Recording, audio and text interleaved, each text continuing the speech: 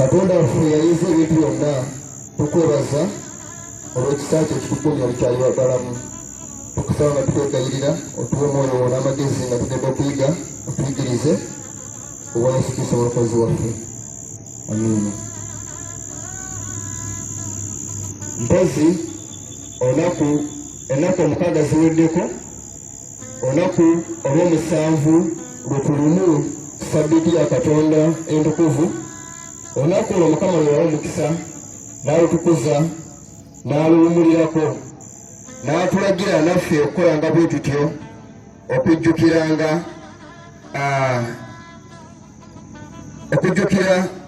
omulimu gwe ogw'obutonzi.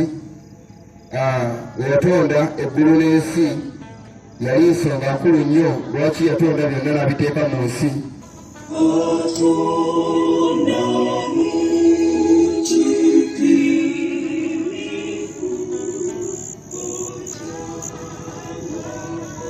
Kale katugende mu maaso.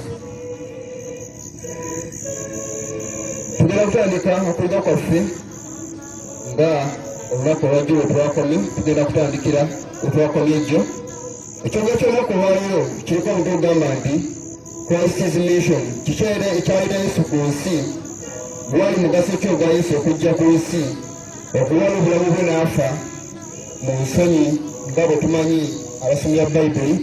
Yesu yajja n'afa n'awayo obulamu bwe ku lulwo nange n'ekyo ekyamuleeta mu nsi kyetugenda okulaba oba okuyigako olunaku olwaleero. Katonda yakola omuntu n'amubuuba mu nfuufu y'ensi, n'amuwa ensi mu bulungi bwayo, n'agimuwa okugikulembera, okugifuga era okufuga ebirala byali atonze n'emikono gye. Naye ekyennaku nti omuntu Mukama amala okuwa omuntu obulungi bw'ensi nga bw'efaanana, ekyaddako omuntu yajeema n'akola ebitaasanyusa Katonda. Yamutonera omubeezi amusanyusa era yali omwami n'omukyala mu lusuku Adeni olwali lweyagaza olusanyusa, era baali banyumirwa obulamu obwa Adeni nga tekinaba kwonooneka ensi okufuuka nga bwefaanana. Buli kimu kyali kirungi Mukama nga bwe yagala mu lubereberye. Yamala okukola byonna n'alaba nga birungi. Katonda ng'amaze okutonda omuntu ku lunaku olw'omukaaga lutukuza olunaku lwa Friday, Katonda yawa omuntu guidance ku byalina okulya batalina kulya. Ekyennaku omusota nga Sitaani amaze okuguyingira gwakeba omuntu ne gusuula muganda bajjajjaffe Adamu ne Kaawa ne gubalimbalimba ne balya ku kibala ekyabaganibwa okuliibwako. Mpozi omala okwalonda bajjajjaffe abo ababiri mu nsi bamaze okubalimba, amaze okugamba nti Mukama yatugaana okulya ebibala eby'omu lusuku, yatukkiriza ebibala byonna tubiye, naye omuti guno yatugaana okugulyako. But of the fruit of the tree which is in the midst of the garden, God has said, you shall not eat it, nor shall you touch it, lest you die. You will not surely die. Sitaani n'abaga temujja kufa. Katonda naye onaagulyako omuti ogwo, amaaso gammwe ganaazibuka okusobola okumanya obulungi n'obubi, era mujja kubanga Katonda. Temujja kufiira ddala. God says you shall not surely die. Temujja kufiira ddala. Bajja kwiga ekigambo kyo ekikwata ku kufa. Omuntu bw'afa abeera atya? You shall not surely die. Temujja kufiira ddala. Waliwo ekiremegawo ekintu ekijja kuba tukirabe. Omukazi n'anoga ekibala n'alya, Mukama kye yali amugaanye n'anoga n'alya, era nga tumanyi Mukama yali agaanye omukazi ne Adamu ne Kaawa okukola ekikolwa ekyo. Naye bamala nebakikola naye mu byonna Kaawa nga amaze okulya ekibala teyakoma ku olwo n'atwanyako n'omwami we nawulidde nti kiwooma n'omwami we n'alya naye tebijja okuyigamu wano eno nti omusajja nga talina okulya ekibala tewali kyakyukako Kaawa amaze okulya omusajja nga tannalya byonna byalinga ebyali amala okulya ekibala biki ebyaddako byetugenda okulaba mu byokuyiga bino olunaku olwaleero abantu bangi balina siyoni ez'enjawulo ku nsonga y'ekibi engeri kyayingiramu mu nsi nalwaki Yesu Kristo yajja mu nsi okufa balina siyoni ez'enjawulo amala okulya ensi yakyuka byonna bikyuka nebanga ali bwereere ekiba kyakatonda nekibambuko nekibayambulako ne balaba n'ensonyi zaabwe ekitaliwo olubereberye okubonabona ekuyingira mu nsi okulumwa n'ennaku byatandika okubeera ku mwana w'omuntu oluvannyuma lw'okujemera eddoboozi lya Katonda bwekityo ensi nefuuka nga bwe tugiraba ekibi ne kimaanira wonna era oba tulidde mu nsi kaakano ekibi kisanyukirwa nnyo okusinga obulungi naye Bayibuli egamba Luumi 5:12 weyaffe olwekyo as by one man naku lw'omuntu omu sin entered into the world ekibi kyayingira mu nsi and death by sin era okufa olw'ekibi and so death passed upon all men bwekyo okufa ne kubeera ku bantu bonna for that all have sinned kubanga bonna bayonoona oba bonna boonoonyi Bayibuli egenda maaso negaba ebigambo bino nga tugenda okulaba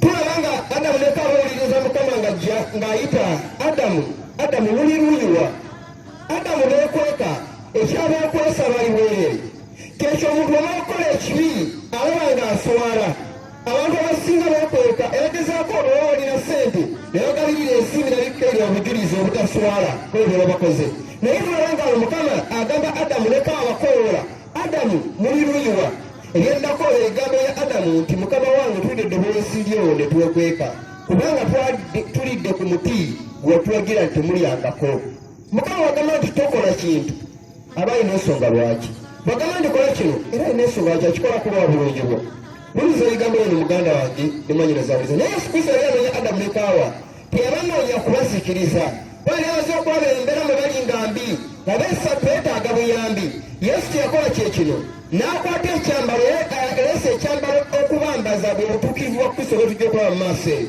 era yakuyika ku nsonyi zaabwe ez'okwonoona kwabwe abasaasidde ayagala okubambaza obwereere bwabwe busobole okuba nga buvaawo babeere nga babikkiddwako obutaswala olw'ekibi kye baakola kwe kwagala kwa Kristo kwe yatuleetera mu nsi muno katulabe ebigambo bino mpola mpola bwe tweyongerayo ekyambalo Adamu kye baali balina kyali kituukirivu nga nekisi kya kibi olaba okwonoona baafuna ne bayirikkirirako okuyika ku nsonyi zaabwe ne bajjawo obutuufu bwa Kristo ne beeyambulako n'ekiro kye balina okusooka ne bafuuka abaswala nga bali bwereere ebyaddako bye tugenda okulaba n'okuyigako lw'esatu abiri mu Bayibuli egamba unto Adamu eri Adamu also unto his wife neri mukazi we Kaawa did the Lord God make coats of skins Mukama n'abakolera ebyambalo maliba g'endiga and clothed them n'abambaza tulaba endiga eno yasalibwa Adamu ng'amaze okwonoona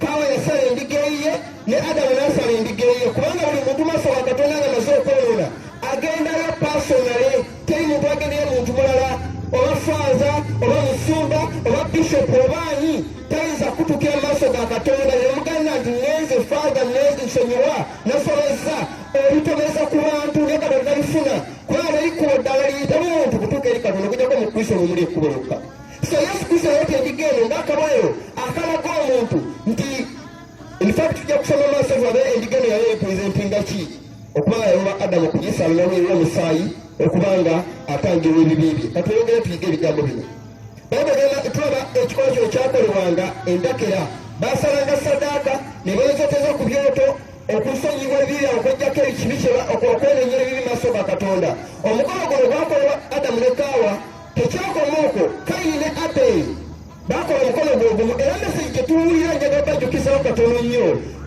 bakamalayika abasatu Bayibuli egamba nti mutye Katonda mumuwe ekitiibwa essaawa ky'omusango gwe kituuse Bayibuli egamba n'abamalayika nga bagabbanga ery'eggulu ku bikula 14:6 ng'alina enjiri y'emirembe n'emirembe everlasting gospel okuwulira abatuula ku nsi eggwanga n'ekika n'olulimi n'abantu. Enjiri eno yatandika dda ku lubeerera lye nga Adamu amaze okwonoona.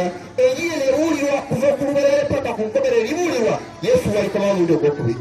Yeno enjiri y'amalayika abasatu tekyukangako. Naye Mukama ajjeeta mu ssimbo y'amalayika wala abasatu okulukulirwa okutulaga levels za message eno ekiseera kye ekisembayo omulembe gwe tulimu okutegeera amazima gonna nga bugalina okuba.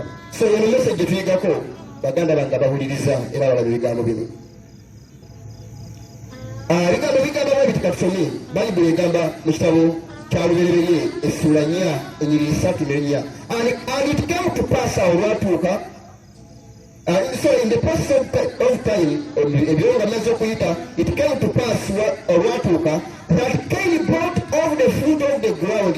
Kaini n'aleeta ku bibala by'ennimiro an offering ekiweebwayo unto the Lord.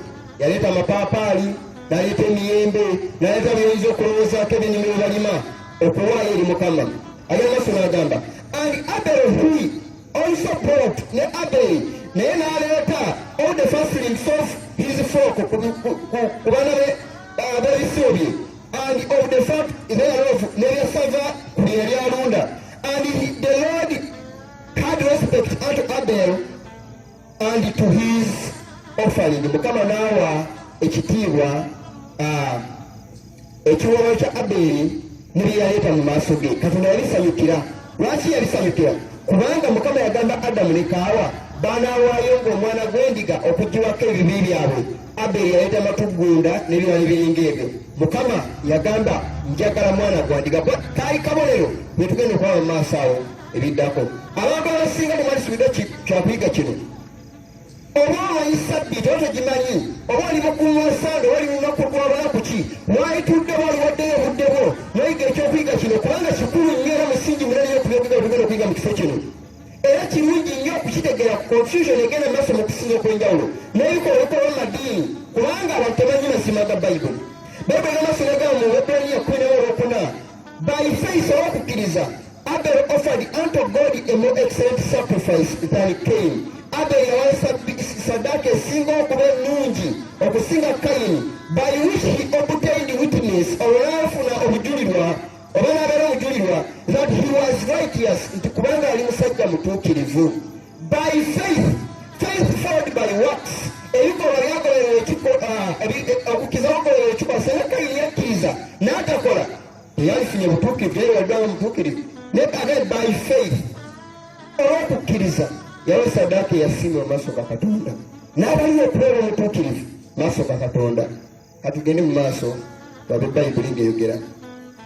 Ekyalira Yesu kye kiriwa chapter 4 Genesis verse 5 but unto Cain and his offering n'eri ekiweebwayo kye he had no respect yaweebwa kitiibwa. And Cain was wroth, Kayini n'anyiiga, and his countenance fell, n'obwenyi bwe ne bumukyuka n'atwakaala mu feesi ye. And the Lord said unto Cain, Mukama n'agamba Kayini, why art thou wroth? Lwaki onyiize? And why is thy countenance falling? Lwaki obwenyi bwo bunakuwadde? Olw'omusanvu agamba, if thou doest well, bw'onookolanga bulungi, shalt thou not be accepted? Tosimibwa tokkirizibwa nga ng'okoze obulungi. And if thou doest not well, bw'otaakole bulungi, sin lieth at the door. Ekibi kiri ku mulyango gwo. Buli muntu yonna bw'akola obubi, ekibi kibeera ku mulyango gwo, kiba waali. Naye bw'akola obutuukirivu, Mukama amusiima.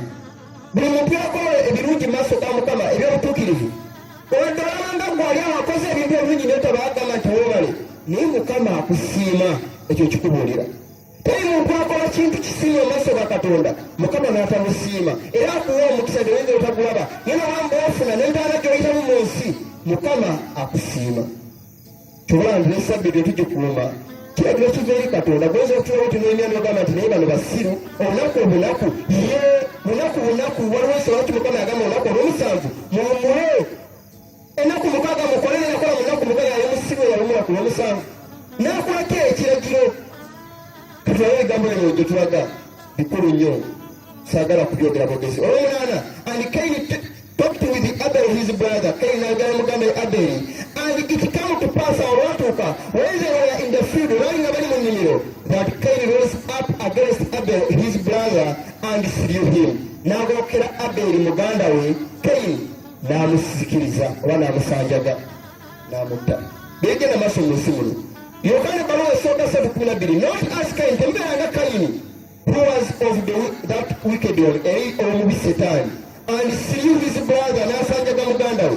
And wherefore slew him era lwaki yamusanjaga, lwaki yamutta? Because his own works were evil, kubanga Kaini ebikolwa byali bibi, and his brothers righteous, n'ebyamuganda byali bya butuukirivu. Era buli muntu akola butuukirivu akyayibwa. N'abantu bakolera obugwagwa basamikirwa. Bamakafaanyi singa babaddeyo saakasi ng'abantu bali mu biwansi waliwo okuzina ebizina ebitalina makulu, singa ekyalo kijjudde wano kikuŋŋaanye.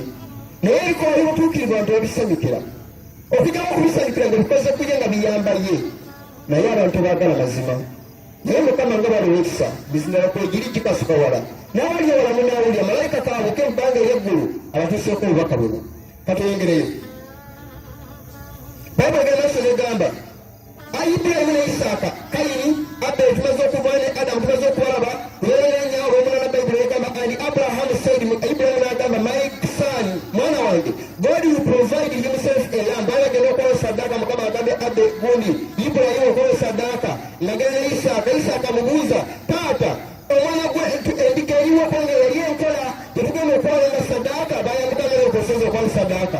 Tewagenda naye kwolwo. N'amubuuza era n'agamba mwana wange, Mukama ajja kuwaayo omwana gw'endiga ogw'okwokya ng'ekiweebwayo.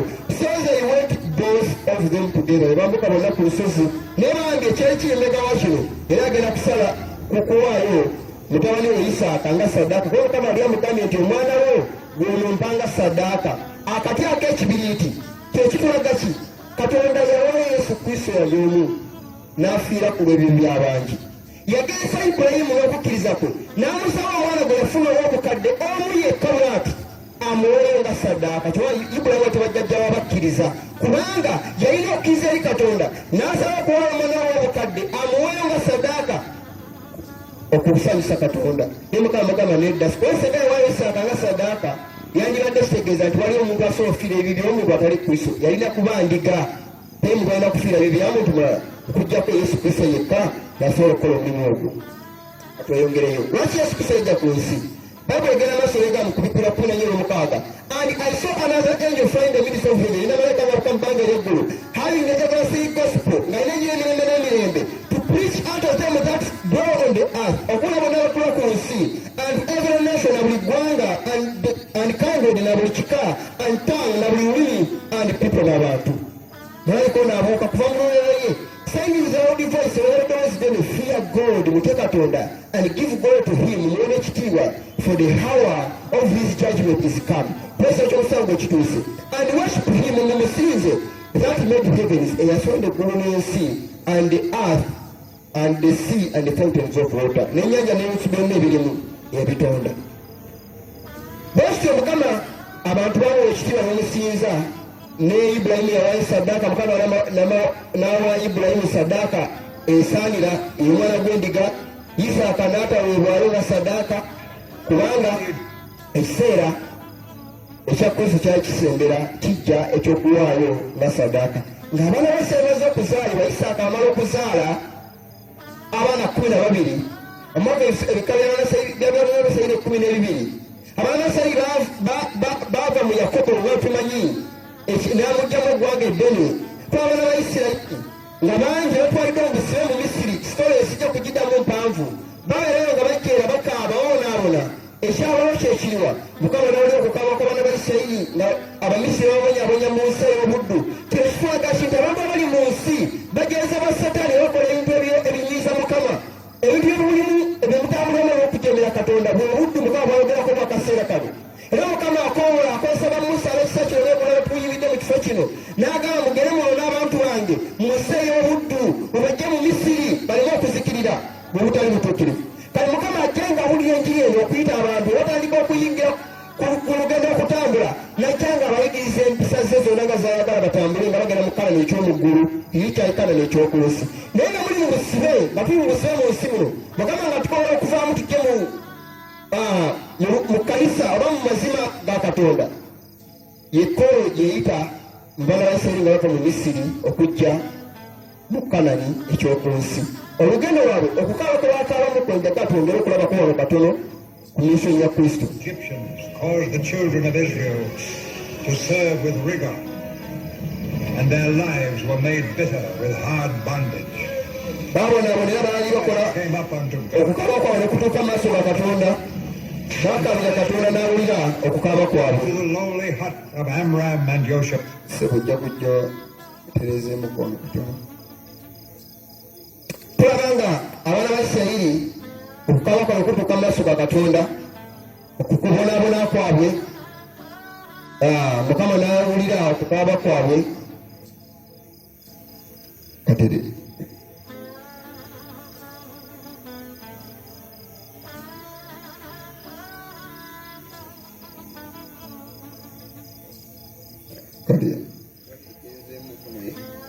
Ekale otangala nnyo emuko naye katugende mpolampola kubanga tujja kubiraba. Bala Isirayiri abaali batabana babereberye, tulaba ebyaliwo Musa, Mukama nga Seed of a man, upon whose mind amutaasa okufa nga bakyali mu nsi mu buddu. God's law Yakolebwa mu kibaya, emyaka biseera byatuuka, n'alondebwa muwala wa Falaawo. Bwe yamulonda n'amutwala n'akulira mu lubiri lwa kabaka olw'Emisiri. Bwe yakula n'atuuka okubeera omusajja ow'amaanyi, naye ekyaddako yatta omusajja mu ddungu Omumisiri, era emu ku lwaki yadduka n'ava mu nsi y'Emisiri n'agenda. Batta abaana bonna bonna abeereberye mu nsi y'Emisiri, Ababayudaaya, abaana abalenzi baabatirimbula era babatta. Musa we yawonera nga wavudde mu kibaya n'amuteeka ku mazzi n'agenda oba n'aseeyeeya. Ne tumanyi sitoli nti omuwala wa Falaawo yamulonda, bw'amulonda ku mazzi, abamulonda n'amukuliza mu lubiri n'ekigendererwa ekyokulaba nga kubanga yamusiima ng'omwana, naye Mukama yali nteekateeka okulaba Musa tafa olw'okutuukiriza missoni ye ey'okujja abaana ba Isirayiri mu nsi y'Emisiri okubatwala mu Kanani, kye yasuubiza jjajja waabwe nti ndibatuusa mu nsi ekukuta amatala omubisi gw'enjuki. Bwekityo bwe kyali, Mukama n'akola pulaani okuyita mu mwana oyo Musa. Era Musa yalinga Yesu Kristo mu ndagaano enkadde okulokola abaana ba Isirayiri okubajja mu nsi y'Emisiri mu nsi ey'obuddu obulala mu Kanani. Ekyesiimisa teyabategekedde ekirungi. Bwekityo bwe kyali, Musa n'awona okuzikirira oba okuzikirizibwa ku baakola. Maama we n'agamba kasisita ke n'atugamba nti genda okume muganda wo, bw'olaba mutwala omugambe nti waliwo genda okufunira ajja okukuloweseza omwana ono omukulerera omukuza. Era bwe kyali bwe kityo, omukazi we n'ayonsanga Musa n'akula, naye ng'amugamba nti eno gy'oli si wammwe amakaago oba abantu bwe bali. Musa akola ekyakimanyi bakimuteekamu, era ekiseera kyatuuka yadduka n'ava mu Bamisiri n'azza ku luuyi lwe. Bw'amala okutta omuntu mu ddungu, Musa n'agenda. Tumala n'ekisolera eyali baalunda endiga oba ebisolo bya ssezaala we ku ttale. Waliwo ekyabaawo ng'ali ku ndiga alunda. Ekyabaawo bwe kisaka eky'omuliro ekyayaka oba ekisaka ekyayaka, ebintu bino. Naye tujjukira yatta Omumisiri mu ddungu, oba yatta Omumisiri n'alyoka adduka n'ajja okuloka ebirowoozo byamujjiranga ku kye yakola. Naye kyenyaga tulabeko kyekiriwa Mukama ng'atuma Musa okujja abaana ba Isirayiri mu nsi y'Emisiri. Lwaki Yesu yafa ge makulu g'ekyokwega kino kye kyamuyitira okujja ku nsi okufa, okulokola oba okufiira mu nsonyi ku musaalaba. Atulabe ebigambo bino nga bigendo bwe byali nga biwandiikibwa mu bitabo by'etukuvu Bayibuli. Mukama yayita Musa kwenyageza okukola illustration z'ebintu bino abamu bambi gakyamya, naye obufunze tujja kulabako kubanga Musa bwe yalaba Isaka nga kyaka yasembera era yafukamira. Bwamala okusembera ndowooza okumuyita nti Musa, naye tegyasooka muyita ataba kusembera wali kisaka ekyo. Naye bwe kituuka bwe yatuuka bwe kiri nga kyaka tekizikira tekisiriira, ebigambo byavuga nti Musa jjamu engatto z'ekifo ky'onyidde mu kifo kitukuvu n'avuunama. Mukama n'amuwa mission n'amugamba abantu mpudde okaba kw'abantu bange bakaaba, yagagenda bajja mu nsi y'Emisiri obatwale mu nsi gye nagera jjajja waabwe gye balibeeramu. Okukuta amata mu bisi gw'enki baali babonaabona mu bisibeera mu buddu Mukama n'akola omulimu omunene n'abajja mu nsi y'e Misiri, n'akola ekyamagero n'ayawulamu ennyanja, amazzi ne gavaawo ne bafuuka olukalu, ne basala ne bayitawo, ne batambula nga Mukama akwatiridde amazzi ago, ne basomoka okudda emitala. Abaana ba Isirayiri Abamisiri ne basikirira mu mazzi ago kubanga baafiiramu olw'okugobera abaana ba Isirayiri baneeno nga babagoberera, era baafa tebasobola kubatuukako, amagaali gaabwe ne gazikirira mu nnyanja emyufu. Nafe ekyewuunyisa recently bazuula amagaali ago mu ABC, bagazuula amagaali ago gaalimu okalafu olunabbi bwa Bayibuli nti butuufu, gaalimu amagaali g'Abafalaawo, emyaka gyonna gabadde gali bbanga eryonna wansi eyo. Kale tulaba nga Mukama akola omulimu omunene. Olwatuuka mu lugendo lwe nga batambula mu kkubo, Mukama ajjukiza n'Abayisirayiri ekkala ya muliro eno yadde mulabanga white, ne wano nze ndaba kkala entuufu kubanga kkala efuddemuuko. Omuganda afayinza okujja naye yenyenya mu tusoloosola ofuna kkala di wano naye guno muliro. Abayisirayiri bali batambula mu nsi mu ddungu nga bagenda, Mukama yatunuulira okutambula kwabwe n'ayagala okubanga batambula mu mpisa z'obwa Katonda. N'akola omulimu omunene n'abajjukiza empisa ze. Webale nnyo Mukama akuwa omukisa. Guno muliro ngaera mugulaba. Mukama yawa Musa ku nsozi Sinaayi ebipande by'amayinja 2 okwanirira ekyo Mukama 10, era engalo ya Mukama teyamanyi kifaananyi kya Katonda. Kambajjukizemu ekigambo kino, teyamanyi Katonda bw'afaanana. Katonda tetumulabangako, tusomako musome, naye abantu basinga okuwa Yesu ne bamuteekawo nti Yesu bwatu bwafaanana.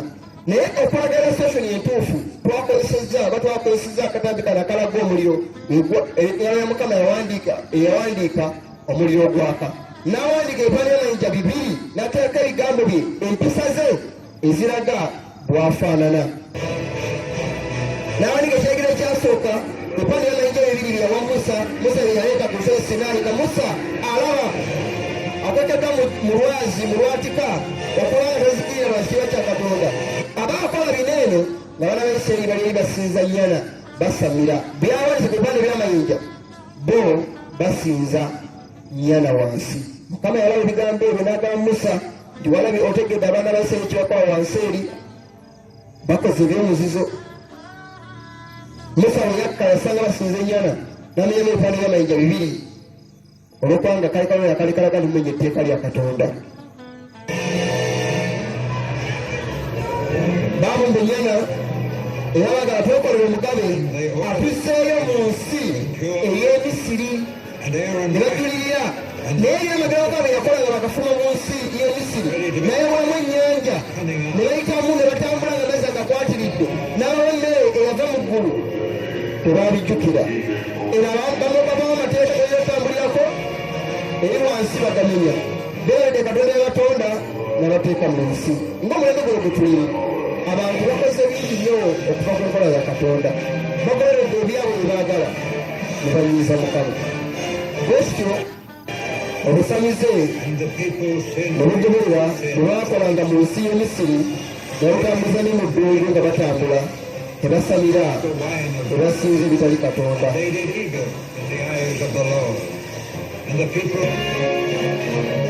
Mukama ye yakola omulimu gwe n'awandiika ebyagirabiro 10 n'abiwa Musa nga biwedde.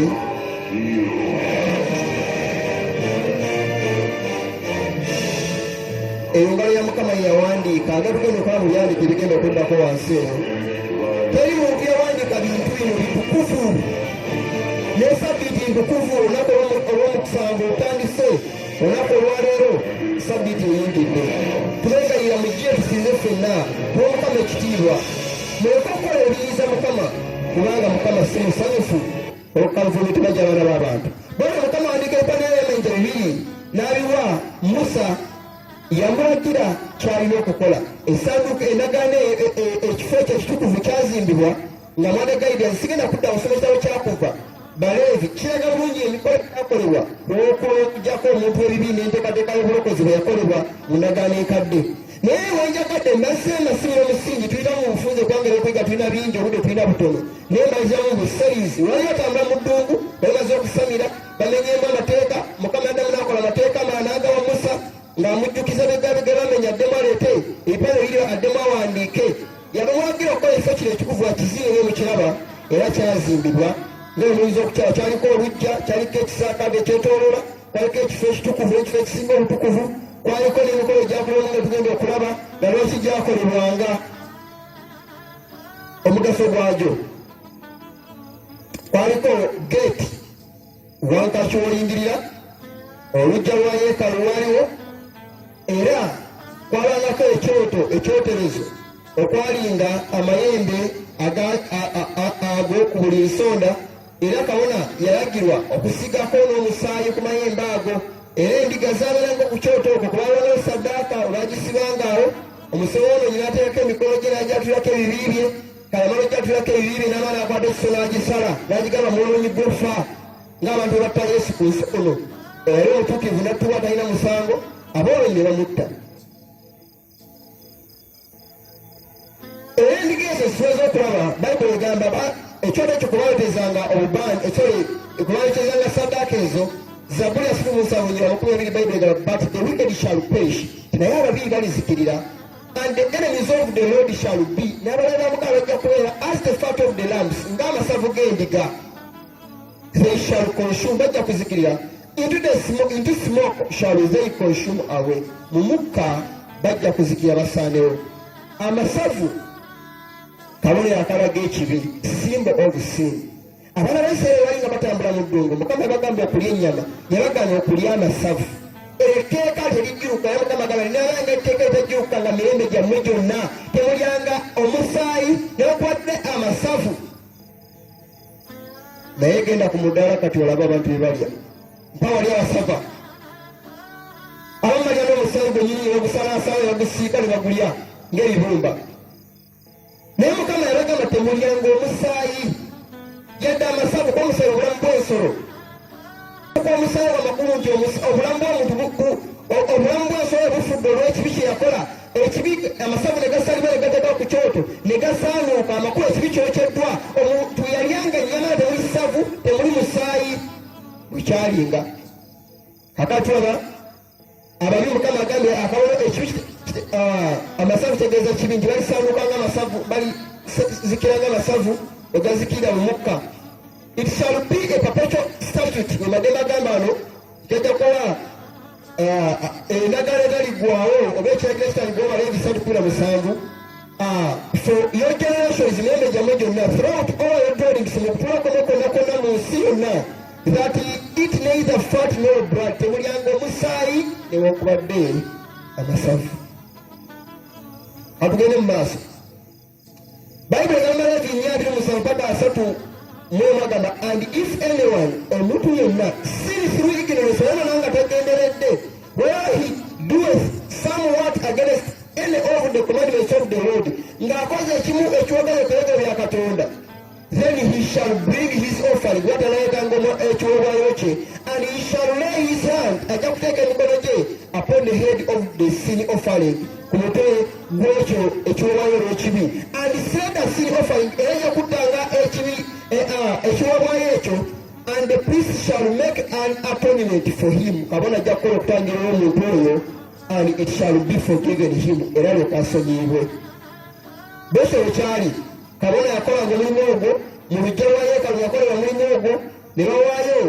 omusaayi gwo endiga eyo nettibwa omwonyi yattanga amaze okwatula ebibiibye kabona yajjanga ku kibaafu ekyo oba ku kisanyi ekyo muyinza okulaba n'anaaba engalo tenaabangala kujjako kko nedda mpitambi ya mbuli sibe kyali kaali kabona kali kalaga okunaazibwa kw'ebibi era engalo yatusanga mukolo okunaabamu so si kuba ndi yayajjako mpitambi za mbiri kyali simboliki ekiraga okunaaba okugiwako ebibi nga agenda okufuyingira mu kifo ekitukuvu tubala abafalisaayo batukale bamenya abayigizi ba Yesu okulya nga tebanaabye mu ngalo Yesu n'agamba nti okulya nga tonabe tekyonoona muntu naye ekyonoona yeega mu omuntu n'ebifuluma ebinga tebyonoona tujja kutuukawo nawo kubanga wakulu afe ab'ekifo ekitukuvu babangamu ekikono kitabaaza omusanvu babangamu bagirana minora owabangamu ku luuyi olulala ezitabaaza omusanvu amakanisa omusanvu emmere omusanvu n'era bingi nnyo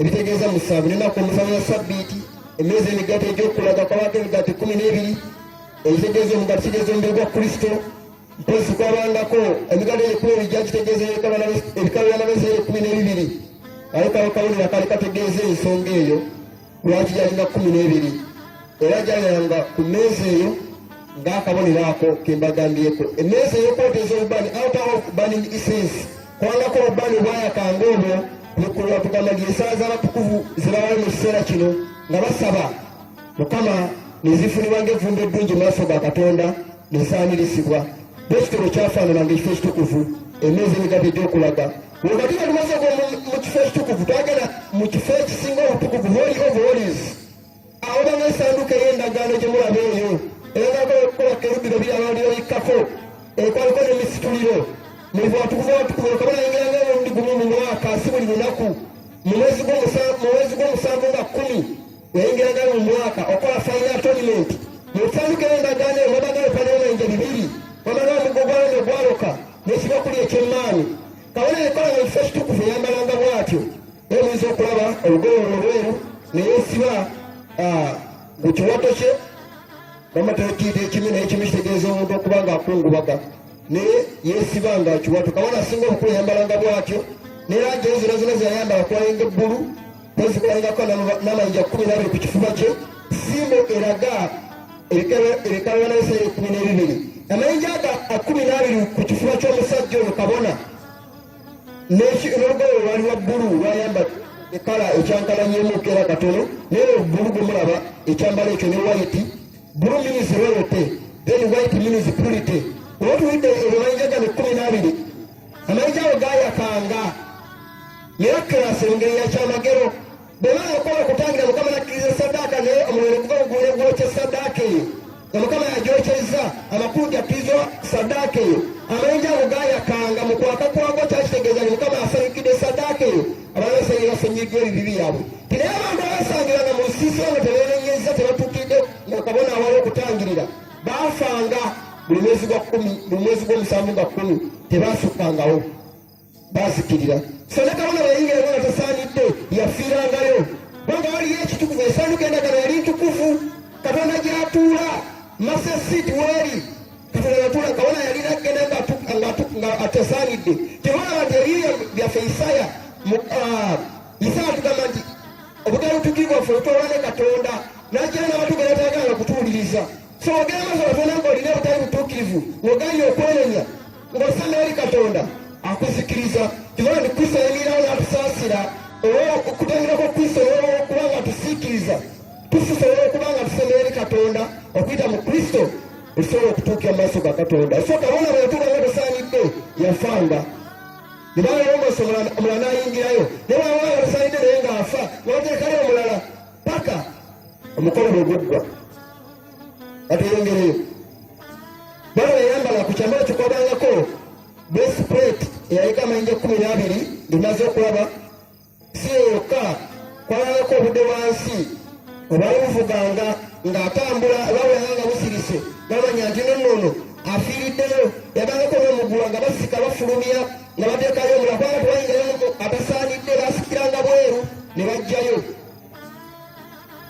kubanga eyo tewayingirangayo mwonoonyi bekyo ekyafaananga ekifo ekitukuvu nemiyinza okulaba walingawo olujja court wabangawo holy place and most holy place katuyongereyo tumaze okujjukira ngagambyeko musanduuko emwanagamu ebipande by'amayinja 2 bwetwayo Musa wali Mukama muwandiikira n'engalo ye era nga mukifo ekisinga obutukuvu mu ssanduuko ey'endagaano tugenda kwala ebiwandiiko bino nga tulaga ebipande bino 2 amakulu gaabyo era lwaki Mukama biwandiika tulaba ne Musa naye amala n'awandiika lwaki awandiika biki bye yawandiika tugenda kubiraba byonna ekibakulu eky'emmaalu byalingamu nga bimaze okubalaga Mukama agamba mu Kuva 3:26 and the tables were the work of God ebipande olwabyo gwali mulimu gwa Katonda and the writing n'okuwandiika was the writing of God kwali kuwandika kwa Katonda graven upon tables okwayibwa ku bipande katugende mu maaso and I will write Mukama yagamba Musa mu kyamateeka 12 and I will write era n'awandiika on the tables ku bipande by'amayinja the words that were in the first tables ebigambo byera ku bipande bibiri eryasooka which thou breakest, wamenya, and thou shalt put them in the ark. Era nabiteeka mu ssanduuke munda. Wano waliwo challenge ku bigambo bino. Mukama bw'awandiika agamba Musa nti ogenda kuddamu oleeta ebipande ebiri eby'amayinja, mpandiikeko nga bw'onawandiika okusooka biri bye wamenya ng'osanze abaana b'Isirayiri basinza ennyana. Tinange naawandiika onamala okubiwandiika biteeke in the ark, inside the ark. Mukama kyamugamba bwe tugenda mu maaso okavulabe biteeke mu ssanduuke munda biibyo mwe yabiteeka. What is sin? 1 John chapter 3 verse 4. Whosoever commits the sin, buli akola ekibi, transgresses also the law, amenya n'etteeka. For sin is the transgression of the law. Kubanga ekibi kwe kumenya etteeka lya Katonda. Buli akola ekibi wansi w'enjuba, oba oyenze, oba osse muntu, oba obbye, oba omenye Ssabbiiti, buli akola ekibi amenya etteeka. Era ekibi kwe kumenya etteeka. That's the definition of sin. Mulwagenda nakubuuza ekibi kye ki naye? Bayibuli erina definition emayi y'ekibi. For sin is the transgression of the law. Period. Teyongerako. Buli ekibi ekikola wansi w'enjuba kiri under the transgression of the law. Oba bya gavumenti, oba bya bwa Katonda, law. Buli muwonanyi mu nsi yadde mu kkanisa amenya etteeka lya Katonda. Kati weewuunye abagamba nti etteeka lyavaawo. Katweyongereyo. Romans chapter 5 verse 13. For until the law, for until the law, okutuuka ku tteeka, sin was in the world. Ekibi kyaliwo mu nsi. Biringa ebikubaganyeemu. Yokaani Bawulo esooka atugambye nti ekibi kwe kumenya etteeka. Naye agambye nti okutuusa ku kibi, okutuusa ku tteeka, mwaba ekibi kyaliwo mu nsi. Kyokka ekibi kwe kumenya etteeka. Amakulu ate ekibi kyajja okubala ekibi kyaliwo, etteeka lyamenyebwa ekibi ekiba nga kizze. Naye ate Bayibuli etugambye tobuusa ku kibi okutuusa ku tteeka ekibi kyaliwo mu nsi. Naye olaba agamba but sin is not imputed when there is no law. Naye ekibi tekibalirwa awatali tteeka. Tulaba amateeka biti bibiri wano. Waliwo etteeka eryasangawo ekibi, naye n'etteeka eritulaga ekibi. Until the law, sin was in the world, but sin is not imputed without when there is no law. Okay, katulabe. Where no law is already taken, there is no transgression. Twabera kwonoona. Romans 4:15. Awatali tteeka twaba kwonoona, which means obanga etteeka lyaliwo, obanga ekibi okumenya etteeka, ekitegeeza n'ekibi okubanga kyaliwo okutuusa ku tteeka, ate ekibi okubalibwa kwakyo nti kibi, waaliwo etteeka okukitegeeza nti kibi. Kati tubeera kutegeera ebigambo bino gye tulaga. For the wages of sin is death, Romans 6:23. Empeera ekibi kwe kufa, but the gift of God is eternal life. Naye ekibi ekirabo kya Katonda olw'obutaggwaawo through Jesus Christ our Lord. Okuyita mu Kristo Yesu omulokozi waffe, Mukama waffe. Ekibi ky'olwala Katonda, Isaaya agamba atya? But your iniquities, Isaaya 5:2, but your iniquities, not all butuukirivu bwammwe, have separated between you and your God. Bw'obudde ne Katonda wammwe. And your sins, n'okumenya kwammwe etteeka ebibi byammwe bye mukola, have hid his face, bikwesa amaaso ge from you, okubavaako, that he will not hear, tajja kuwulira. Okumenya etteeka lya Katonda, Katonda akweka amaaso ge n'agajjawo. Lwaki agajjawo? Kubanga abantu bajeemi. Ekibi bwe kibaawo kitwalwa ne Katonda. Uliriza ebigambo bino. For sin shall have no dominion over you. Ekibi tekibe mukama wammwe. For you are not under the law. Kode muli wansi wa tteeka, but under grace. Ne muli wansi wa kisa. Bayibuli mugiwulidde ebigambo byegambye. Ekibi tekibe mukama wammwe. Kode mufugibwa tteeka ne mufugibwa kisa. Tegende maaso egambe 15. What is then? Kati olwo shall we sin tukola ekibi because we are not under the law but under grace? God forbid. Tukola ekibi kubanga tuli wansi wa tteeka, tuli wansi wa kisa? Kitalo. Bayibuli egambye nti ekibi tekibe mukama wammwe, kode mufugibwa tteeka. Tugendereyo ebigambo bya Pawulo ng'ayogera. Pawulo awandiika ng'asooka ku mateeka biti bibiri. Olwo etteeka eritufuga n'etteeka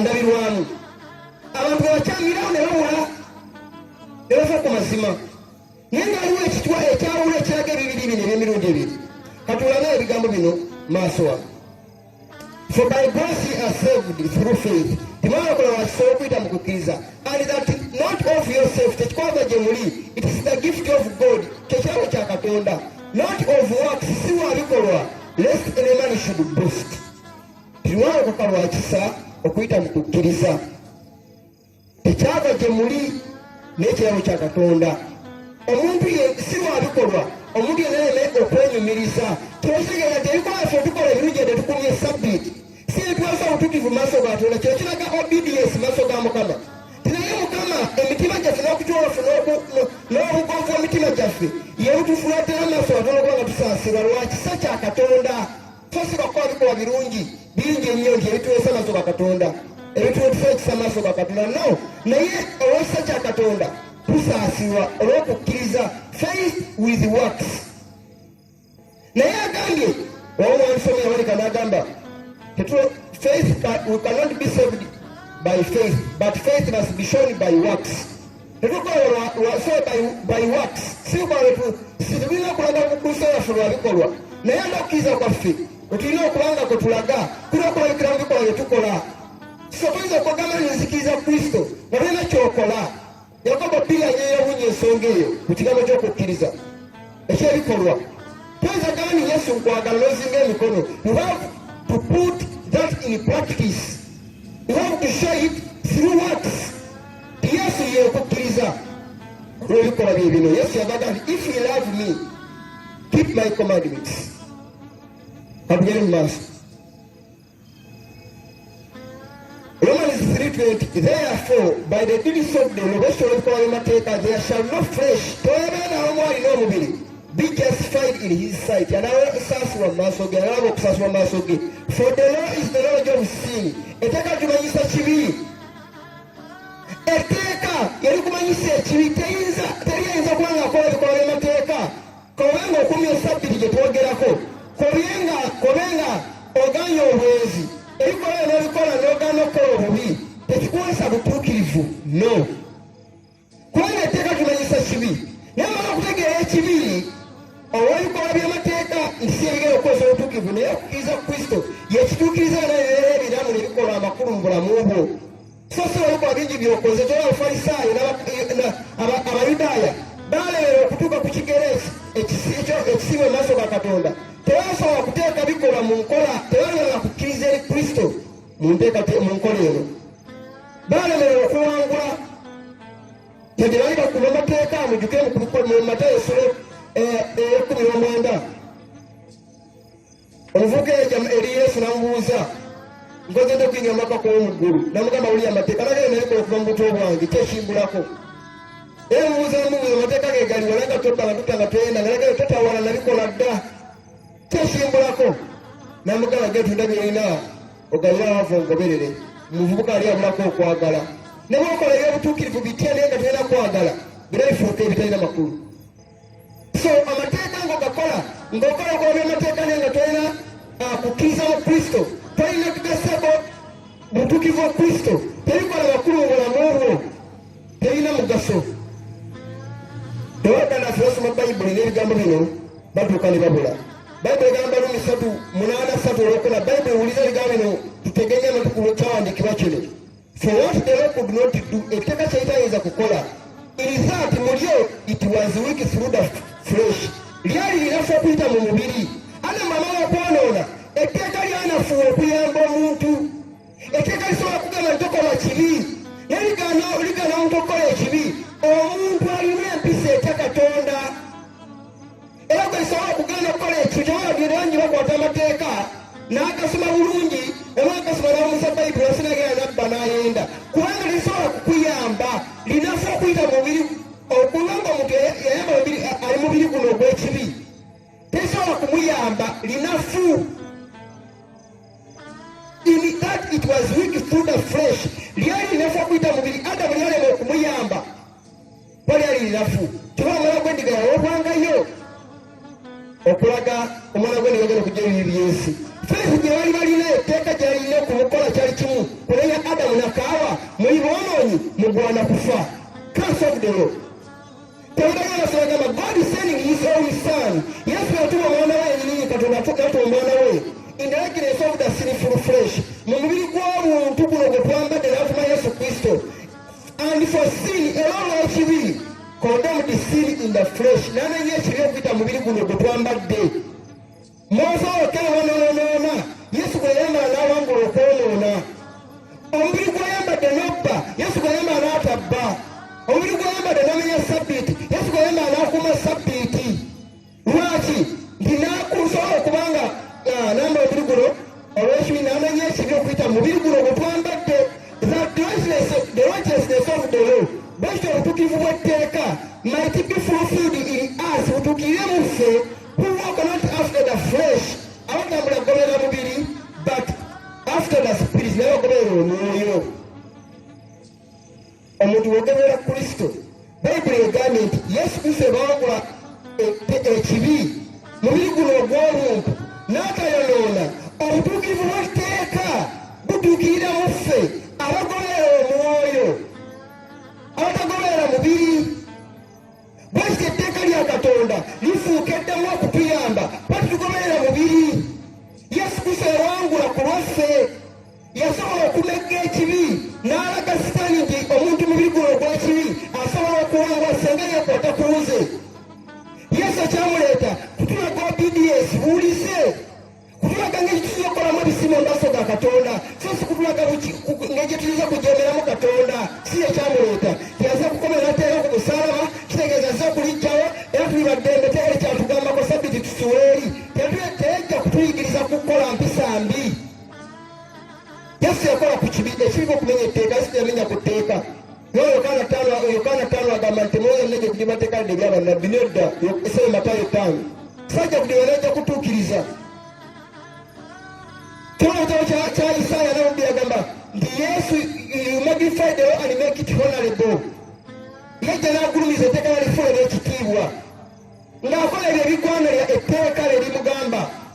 N'atuukiriza n'alema okukola ekibi, n'atuwa ekkubo n'atutemereko omupetero ekyokubiri bw'atugambira nti ekisooka essula 2 by'otambula omugere nga ye bwe yatambula.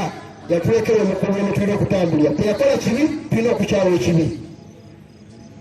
Katayongereyo abaana ba Katonda. Agambye obutuukirivu bw'etteeka butuukirira mu ffe abatatambula kugoberera mubiri naye abagoberera omwoyo. Mulize abagoberera omwoyo, Bayibuli yogera ku ky'omwoyo.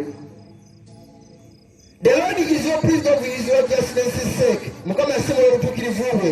He magnified the law. Yagulumiza etteeka. Isaaya n'obubbi 2:1. And make it honorable. Yajja kugulumiza etteeka y'okulisaamu ekitiibwa kubanga ye mutuukirivu. Obutuukirivu bw'etteeka bw'ebivya mu ffe abatagoberera mubiri n'abagoberera omwoyo. Obutuukirivu bwa Kristo yakuuma etteeka n'alisaamu ekitiibwa n'alimagnifyinga n'alifuula honorable ekitiibwa. Romans 7:14 agamba, for we know that the law is spiritual. Won't we take away your moyo, but I am carnal, nze ndi wa mubiri, sold under sin. Natundibwa okufugibwa ekibi. Kitegeeza kino abantu ba Katonda bawuliriza. Bayibuli egambye nti abatambula nga tugoberera mubiri naye nga tugoberera mwoyo. Omwoyo alina etteeka ery'omwoyo. Waliwo etteeka ery'omubiri, law of the carnal mind, which was written by Moses. But there is a law which is spiritual. Eby'omwoyo ebitugenda okukola obutali bya butuukirivu, ebitulagira okukola eby'obutuukirivu. Katugende mu maaso. Do we then make void the law through faith? Olw'okukkiriza mu Kristo tujjawo etteeka? God forbid, kitalo. Ye we establish the law, tunyweza bunyweza etteeka lya Katonda. Agenda maaso n'agamba mulize ebigambo bino. Wherefore the law is holy, wekyo etteeka tukuvu, and the commandment is holy, ekiragiro kitukuvu, and just kyenkanya, and good, oba kirungi. The law is just, lyenkanya era ddungi. Mulize ebigambo bino. Was then that which is good made death unto me? Olwo ekirungi kimaze okukola etteeka ddungi tukuvu lyafuuka kufa gyendi. Pawulo abuuza 7:13. God forbid, kitalo. But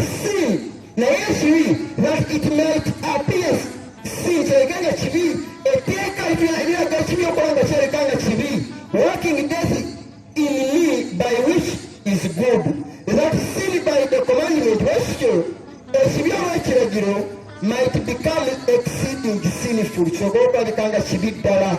Bw'otuulira etteeka lyalugamba nti tobbanga nolaba omuntu ngabba kitegeeza etteeka lyongera okwanika ekibi. Teryafuuka kufa eri muntu, etteeka lyafuuka endabirwamu emulisi eraga omuntu obutobuto lyongera kumulaga kibi. Bw'otuula mu tteeka ekyo kyongera kubeera sinful. Bayibuli okugamba Pawulo. Naye omulamu oguli mu nsi muno nti etteeka lyagala tuli mu kisa. Naye abantu bambuulira nnyo enjiri tebyamateeka tutunyumiza. Wali musanvu kulabi kyagudde agamba there is therefore now no condemnation. Tewakyaliwo kyakunenyezebwa to them eri abo which are in Christ Jesus abali mu Kristo Yesu, who walk not after the flesh, otambulagolera mubiri, but after the spirit. Yabagolera omwoyo. Tabaga mu nnyo kwesa for we know that the way is spiritual. Tumanyi amateeka ge g'omwoyo, but I am carnal, naye nze ndi wa mubiri, sold under sin, natundibwa okufugibwa ekibi. Uliniza ebigambo bino. Agamba so n'agamba unto Adam, Adam and to his wife neri mukazi we, the Lord God made coats of skins. Mukama n'abakolera ebyambalo amaliba g'endiga and clothes them, n'abambaza ebyambalo nga bikoze maliba g'endiga n'abambaza. Kiki kitegeeza toyinza okulaba Adamu n'okwonoona.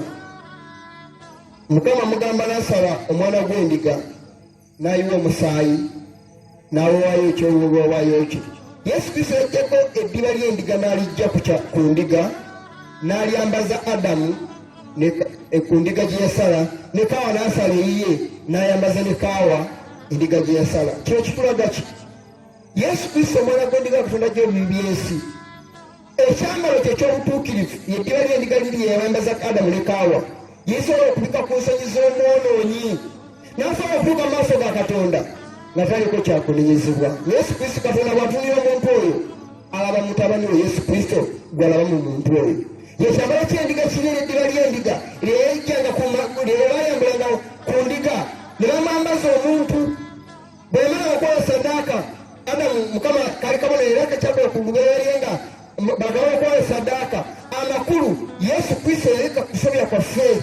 Olukiriza kusa tugenda gyali yasobola okumala obutabituukivu ffe n'abusaanyaawo nga tebukyalabika yakwadde balinoonako obukyalabika ng'omwoyo nga Kristo afuuse obutuukirivu bwo. Obweddiba liri eri nakono ke yambaza Adamu ne Kaawa. So ge malira ge yabakolera okubambaza. Etteeka ery'emikolo seremoniyo eryalimu enkola Bayibuli egenda maaso negamba ekyamateeka 22 paka 6. And it came to pass olwatuuka when Musa had made an end of writing the words of the law in the book, bamaze okuwandika ebigambo by'amateeka mu kitabo, until they were finished, okusa ebyamalirizibwa ofa byafundikibwa, that Moses, wakyo Musa, commanded the Levites, n'alagira Abaleevi, which bear the ark of the covenant of the Lord, abasika essanduuko y'Omukama ow'endagaano, saying, yagamba atya, take this book, mukwate ekitabo kiri kimaze okuwandiika, of the law, kyamateeka, oba ekitabo kyamateeka kye yawandiika Musa, and put it in the side of the ark. Mukiteeke mu mabbali, not inside but in the side, eruuyi w'essanduuke, mu mabbali g'essanduuke of the covenant of the Lord, ey'endagaano ya Mukama yo God Katonda wammwe. Ali amaaso n'agamba that might be there for a witness against thee. Mukwotinga nnyo olunyiriri luneeno, abeere omujulirwa aboolekedde, witness against thee. Musa etteeka lye yawandiika, it was a witness ey'omujulirwa which was against humanity, eyali ayolekedde omuntu, eyali omulabe w'omuntu. The law which Moses wrote in the book, it was a witness against humankind. Pawulo agala kulaga ebigambo ebyo. Mulabe etteeka Yesu lye yafundikira, agambe a witness against thee. Tugende maaso atugesa tumala okulaba ebigambo bino. Ekyamateeka 10:2. Mukama abantu bamaze okusoma ekyandiiko kyo, naye Mukama yagamba Musa amaze okuwandiika ebipande bino era amanyiga Mukama nga amaze obiwandiika. Yamugamba genda obikwate obiteeke in the ark. Wali Musa agambe in the side of the ark, ono agambe inside the ark. wawo enjawulo inside and side of. Eya Mukama yagenda mu sanduuke munda, eya Musa mabbali ga sanduuke. Bayibuli katulabe bwejulira ebigambo bino. Bwemala okola illustration eno, Mukama agagenda inside the ark, aga Musa in the side of the ark, to be a witness against thee. Ceremonials, why we are witnesses against the children of Israelites. Galatians jayogera to the seed should come, to him the promise was made. Together mass, law of Moses and the law of God. Yankadde Mukama yawa amateeka gonna gonna 10, naye Musa ge yawandiika n'amateeka ga Mukama ge yawandiika. Definition, enjawulo y'amateeka gage ebitabo bibiri. Moral precepts, or Ten Commandments, the Ten Commandments, the moral law, take empisa, ne ceremonial law, n'amateeka g'emikolo. Ge twagaliza okulaba g'ebitabo bibiri. Bayibuli mu Yakobo 2:8 etteeka lya Mukama liyita the royal law, kabaka w'amateeka. Mukama lye yawandiika ayita the royal law, kabaka w'amateeka. Aga Musa, the law contained in ordinances, agamba nti ebiragiro omutuusa wa Efeso 2:15, Bebeniya 10, galaga Mukama gasomedde mu Yakobo 2:8 oli kabaka ebyali biwandiiko buwandiiko ebya Musa bye yawandiika tebyaliyo, tebirina buyinza nga biri ebiragiro Mukama yawandiika. Era Yakobo 2:12 agamba the law of liberty lyali etteeka, era etteeka ery'eddembe. Kyavudde agamba Yakobo 2:12 agamba nti so speak ye and so do, as they that shall be judged by the law of liberty. Bwekityo mwogere era mukole n'abagala osalira omusango n'etteeka ery'eddembe. Bw'agamba mu Yakobo 2:12. Bwekityo ayamaaso n'agamba etteeka lye ery'empisa morolo erya Mukama ne sabbiti mweri. Agamba written with the finger of God, yandika na ngalo ya Katonda. Exodus 31:18 and 32:16. Then in the area of Musa, written by Moses, and put in the side of the ark. Yetekere mabbali y'essanduuke. Musa yawandiika book of the law. Ayaaso n'agamba erya Mukama, passed inside the ark. Yateeka mu ssanduuke munda erya Musa, passed out beside the ark, amabbali y'essanduuke tumaze okulaba waawo. Era nigambira abiri sijja kubiddamu. Erya Mukama existed before sin, yabanga ekintu kinaba okubaawo. John chapter 1, 1 John chapter 3 verse 4 and 8. Romans 4:15. Then erya Musa given after sin, oluvannyuma lw'ekibi. Galatians chapter 3 verse 19 wagamba the law was added because of transgression. The law was added, which law was added? 1 John chapter 3 verse 4. The law for sin is the transgression of the law. Ekiruka okumenya etteeka. Then wanaga mu Galatians, the law was added because of transgression. So, penal law adding because of transgression, which shows sin, which reveals sin. Amateeka g'ebitabo bibiri. Erya Mukama liraga kibi, erya Musa lijja kulaga ddagala lya kibi. Yesu Kristo tavudagala naso n'agamba it reveals the sin. Tulaze okulabawo mu Yokaana 7:9 olusooka n'olw'omukaaga n'olw'omusanvu reveals the road of sin. Tulaga ddagala lya kibi erya Musa. Erya Mukama Zaburi 10:7 agamba stand forever, yakola emirembe gyonna. Erya Musa lye yawandiika mu bitabo lyagamba okuba omujulira aboolekedde n'ebibeera emabbali w'essanduuke. Matayo 7:5 n'agamba lyali lyakaseera buseera, kubanga lyakira lyakaseera buseera. Yesu amala okufa ku musalaba n'agamba nkiwedde, saddaaka ne zikoma. Teri yali alina kuwaayo saddaaka kugibwako bibi, lyali ddagala lya kibi, lyali lyakaseera buseera. It was temporary. Erya Mukama it is complete, lijjukidde, it is perfect. Bwekiri complete, lijjudde, perfect, lijjukiridde, holy, tukufu, just, lyeganya, good, era ddungi. Deuteronomy eky'amateeka 5:2, Balumi 7:12, Zaburi 19:7 eyandika ebyawogera obisoma bikulaga amakulu g'ebibala bye tubagambyeko wano okubitegeera.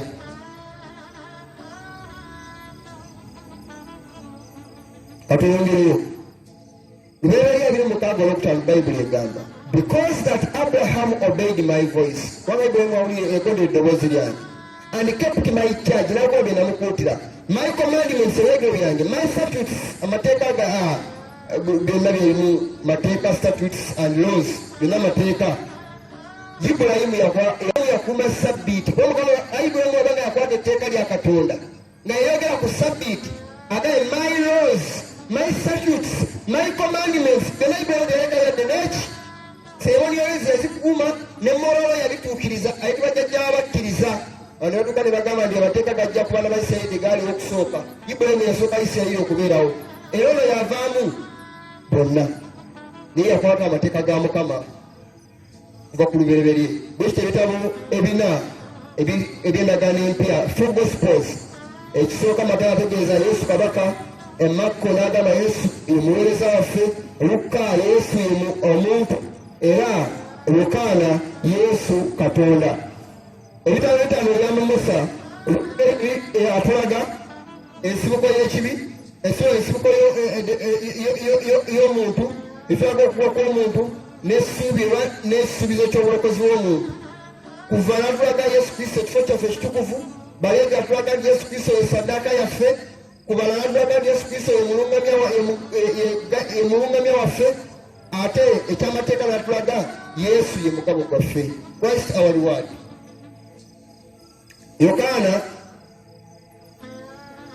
Yokaana essuula eyokusaba enyekwera mukaaga Bible egamba for God so loved the world Mukama yagala ensi that he gave his only begotten son n'okuwa omwana we eyazaalibwa yekka that whosoever believes him buli muntu yenna amukkiriza shall not perish tajja aleme kuzikirira but have everlasting life naye obulamu obutaggwaawo Katonda bwe yagala ensi bw'ati n'atuwa omwana we yazaalibwa omu yekka buli muntu yenna amukkiriza aleme okuzikirira naye obulamu obutaggwaawo Yesu Kristo bajja ku nsi yagamba ebigambo bino think not temulowooza I am come to destroy the old prophecies najja okuzikiriza amateeka yadde ebyabannabbi I am not come to destroy sajja kuzikiriza but to fulfill naye najja kutuukiriza bwati wagambye naye for verily I say unto you kubanga bagamba nti till heaven and earth pass obusa kunensi ebiriggwaawo one jot or one tittle akatoyinza kamu oba enjukuta y'okutteeka shall in no wise pass tejja kuvaaho till all be fulfilled kutuusa byonna binamala okutuukirira okutuusa eggulu n'ensi ebirisaanawo ennukuta emu ku tteeka yadde akatonyeza akamu bwe kati tekalivaako okutuusa byonna bimala okutuukirira Luka 16:17 kyabudde kyangu eggulu n'ensi okuvaawo yakyo tusomaawo and it is easier for heaven and earth to pass kyangu eggulu n'ensi okuvaawo that one tittle of the law to fail okusinga ennyukuta emu oba tuyinza akamu ak'etteeka okuvaako whosoever puts away his wife Yesu anyweza kubanga etteeka nti terigenda kukyuka kuna musango nga terigenda kuvaawo kuna mulano kyavudde agamba buli ajja omukazi we n'amugoba anaza n'awasa omulala committed adultery abakoze gwa bwenzi lino etteeka terigenda kuvaawo etteeka leka ebiragiro 10 agamba kyawaggulu n'ensi okuvaawo byo lyangu n'embisindika ne bigenda n'embisikiriza eggulu n'ensi sobola kubyokya n'embijjawo sobola kujjawo buli kimu n'ensi n'enzikiriza n'abantu abajjamu n'embajjawo naye etteeka terigijja kuvaawo akakasa terigenda kuvaawo 18 kyavudde agamba ti buli muntu anaddira mukazi we n'amugoba n'awasa omulala ng'akoze ogwa bwenzi etteeka ligamba nti toyendanga Yesu anyweza etteeka naye osanga ekyennaku ababulizi b'ennaku zino amateeka gavaawo tuli mu kisa Yesu yabikomya zenyiri teziriimu temuzisoma Bayibuli zino baziyizaamu oba lwaki ekigambo kya Mukama mukiryanga engege kubanga engege bagiryamu miwula ne baleka amagumba lwaki muwalira ekigambo kya Mukama kiryanga kiramba Yokaana mu ssuula ya 10 obanga lyo ekigambo kya Mukama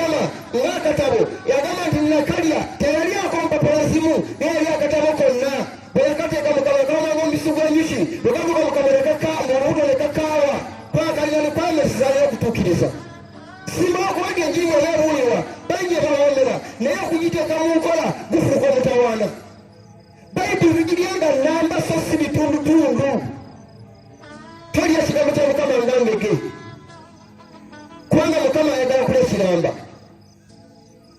byonna birye n'amagumba meketa kubanga batoyogera mukama zino nyiriri mu bayibuli mweziri sawandiikibwa from everlasting to everlasting katonda yaziwandiika yakukola gwe nange nakuteeka lunsi naye omuntu akera kumakyala ateekayo ekkanisa n'ateekako jesus christ the king n'ateekako hole temple naye nga mu hole temple mulimu tuli mu kisa amateeka gavaawo netamira hole nebera ekiddukiro kyabwonoonyi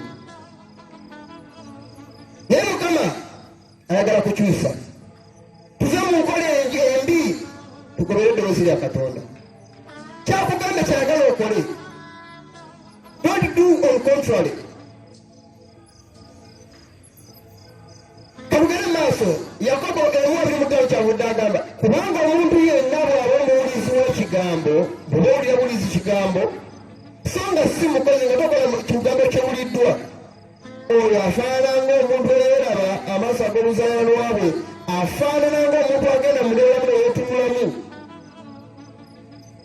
ayose n'agamba kubanga yeeraba n'agenda amangu ago neyeeraba bwafaanana bwatula mundabiramu neyeeraba bwati n'agamba leero nnyumye n'agenda tajjukira wadde afaanana ayose n'agamba wuliza ebigambo bino ebyo byansi ayose n'agamba 25 but we so look into the perfect law of liberty naye yatula mu tteeka erituukiridde ery'ettende birikuna byagana nti etteeka twogereyo tukolengaga amasangano amateeka ag'eddembe law of liberty with the law of liberty agana naye yatulira mu tteeka erituukidde perfect law of liberty and continuous there in yanywera mulyo nanyiikirira mulyo he being not a forgetful hearer nga siyo yawulira neyeerabira but a doer naye ng'akola of the work omulimu gwe kimugamba this man shall be blessed in his deed ajja kukola omukisa mu bikolwa bye omuntu oyo bw'otula etteeka lya mukama n'oganulamu empisa zekugamba n'ozikola ozinyiikiriramu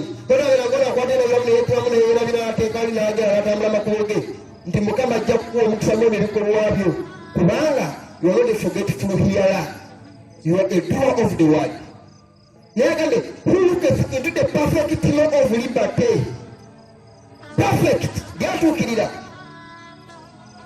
era lya ddembe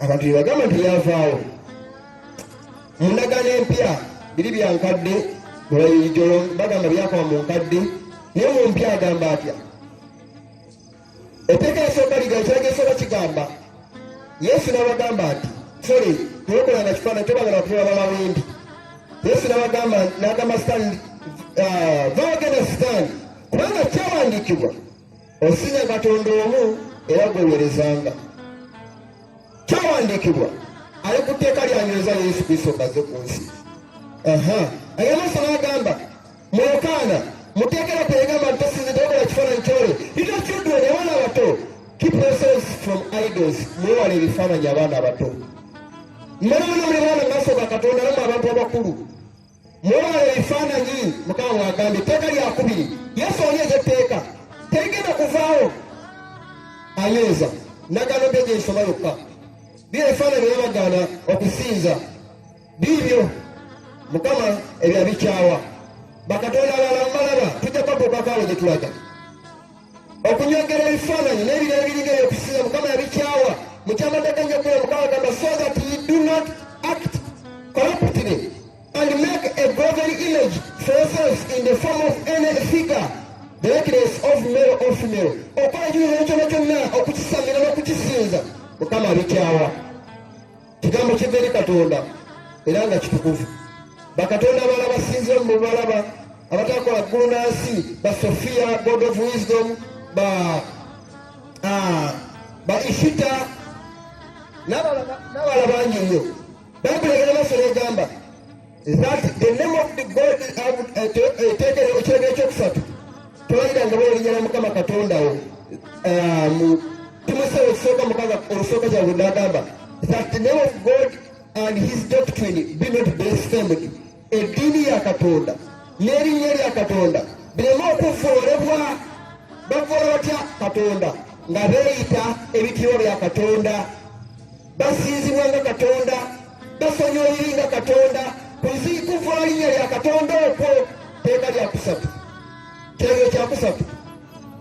Bible yamasene gere ensonga zino ekyage ekyokuna jukira onakosabire okukumanga butukuvu ali omusanvu Mako 2 ali omusanvu and he said under the nabagamba nti the Sabbath was made for man. Yesu yayogera akatiza Sabbath and not man for the Sabbath, so simu byakola Sabbath.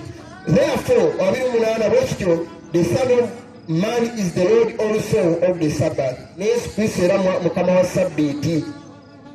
Sabbath was made for you, not you for the Sabbath. For human race, not for Jews. The Sabbath was made for Jews and not Jews for the Sabbath. Now for man, you are also man, you are not an animal. You are a human being. So, Sabbath is a kululwo, gomuntu atambula, Omuganda, Omunyoro, Omusoga, Omuzungu. You are a human being. Sabbath yakola bisosi mu Yudaya. Tebudaba Mukama atulabula. Natutukiza. Chukira. Unakuwa Sabbath yokukumanga lutukufu. Yesu watukufu kuva munsi nga addayo mu ggulu Matayo 24 enyiriri kuva 18 yagamba tumusabe nnyo ng'alabula Abayudaaya ku kuzikiza kwa Yerusaalemi. Yagamba tumusabe nnyo ekidduko kyammwe kireme okuba mu biseera eby'empewo oba ku Sabbiiti. Wasabiti kiba kiwummulo sirya dduka nabaga musabe nnyo embeera ey'okudduka tugezeeko okukubiseera Sabiti ebyokuwummula kubanga Sabiti kiwummulo olwo agenda mu gwa wasibira entanda naye bagamba ku musalaba kwe yabikomerera. Katugende mu maaso. Eyokutaano ekiragiro ekyokutaano honor thy father and thy mother. Kitalo nnyo kwasemu ekitiibwa Matayo 10:19 Efeso 6:3 kitalo nnyo kubasangamu ekitiibwa era oyagala mulwana nga bw'oyagala wekka bigabira nawe ebiri Mukama anyoza etteeka lye. Katulabe mulembe guno. Don't ever do that again. I said don't ever do that again. I said don't do that again. Pick it up, pick it up. Don't ever do that again. Don't ever do that again. Kitalo nnyo kwasamu ekitiibwa oba abasajja beeta batukuvu baga neeteeka Mukama yalijjawo era n'agamba nti agasawo okusinga nze tansaanira mwe yali ajjawo tteeka eryokutaano. Kale totanga lya mukaaga Yesu n'abagamba nti thou shalt do no murder. Totanga Yesu naye yakikatiriza anyweza tteeka. Nabaza akatabya ku lunaku lwajjo omwana oyo baamutta ye Mukama agaana ebikolwa ebyo abantu bye batambuliramu okutirimbula abantu bannaabwe.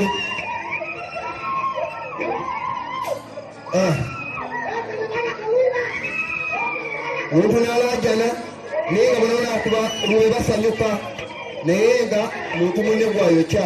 Omu kuwona olamukumako omuliro ogwo kubali awo bayimiridde olaba nawe badduka nalabika okwesasa. Bayibuli egamba etteeka ligamba yagala muntu mulongo weyagala wekka. Okwagala yekutukiriza etteeka. Omuntu ayagala muli bayinza kukola bintu ebyo. Omuntu oba weyagala ne munna mwagale nga weweyagala manya nti bwemwokya nange leero kinkola nange lekiyinza kunsanyusa. Ekiragiro ekyomusanvu toyendanga endagaano empya ekikkaatiriza Balumi 13:9 for this thou shalt not commit adultery. Obwenzi kibi. Ono pastor wuno.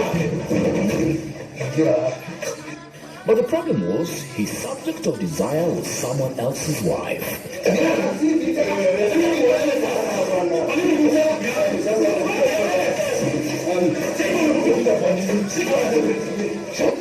The man of God was confronted by the woman's husband, who made sure that the pastor will never forget this day. Abasajja basomesa nti mu kisana teka gava mubala abali kubaka abasajja bendako ekisa ebyo bagala okukola okutambuliramu oyo pasita bawukiramuka musajja musikasikanya bitogi kubanga yenze kyagekiwa toyendanga bamenya okutenga bamanyama byamagero ebagala toyendanga gijo misindo omusajja wakatonda bulire gye bawutwatalinya lwa bwenzi The room where they had been copulating. On the bed and under, shoes and belts. wanoyiga esinalo ezijja zibaawo za bwenzi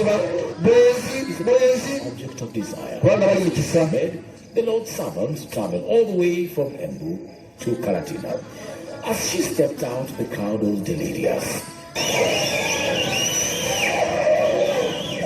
obaleekaano n'abayizi bwe bali omwo naye gwali balamukwatira mu kituli